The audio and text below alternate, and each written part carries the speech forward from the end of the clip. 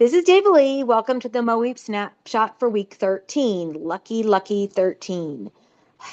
As you probably guessed from the midweek updates, this week was a little predictable and unpredictable and busy. In the committees, there was not much action this week. In the House, the Emerging Issues Committee heard and voted out Senate Bill 905 by David Gregory, which establishes the Missouri Rangers program. This sets up training for people to become school protection officers, SPOs, and sets guidelines including limited arrest authority for trespass and gun violations. In the Senate, the Jurisprudence Committee, it's got a longer name, but I don't know, combined and voted out Senate Bills 1164 and 1476, the anti-drag bills. Senator Bratton will be the lead sponsor of those going forward. The Education Committee heard SB 2872, a literacy bill, which is the House version of Senate Bill 1442, which was already voted out and is nearing calendar placement. I'm guessing these two will be combined in some way. There was one supporting witness and 8 opposing, several of them from individual school districts, asking that the literacy protocols from a few years ago be given time to work before adding something as serious as mandated retention. They also execed out House Bills 2404 Haruza, expanding charters, which we oppose, and Senate Bill 1757 Shields gifted expansion, which we support. The Appropriations Committee marked up and voted out budget bills, all of them, in the most tedious hearings in the history of the world, but they will be headed to a calendar. On the floor, things were busier. In the Senate, Senate Bill 863 by Bean changes the MSHA governance from an independently elected governing body to a gubernatorial appointed body. We oppose this bill. We believe in local control, and this bill crossed over to the House.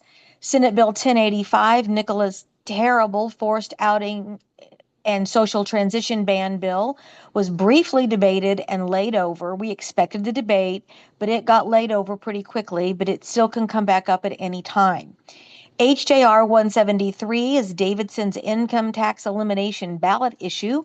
That was debated, third read, and returned and voted out back to the House on Wednesday. It is one step away from the Secretary of State putting it on the ballot in November. There was a big surprise Wednesday with a bill that we had nowhere on our radar at all.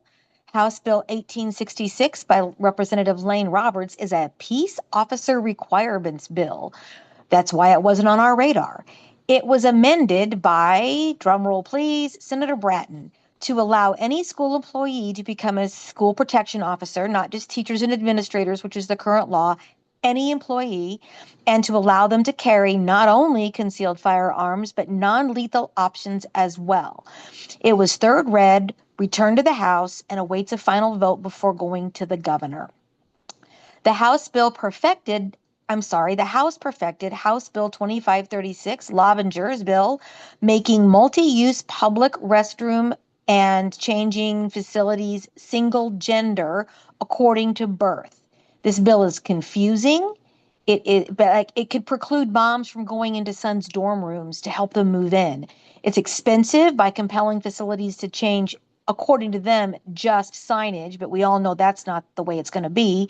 And again, incredibly problematic when it comes to enforcement, because no one can explain how this is going to be enforced if you think you see someone of the, quote, wrong gender in the bathroom.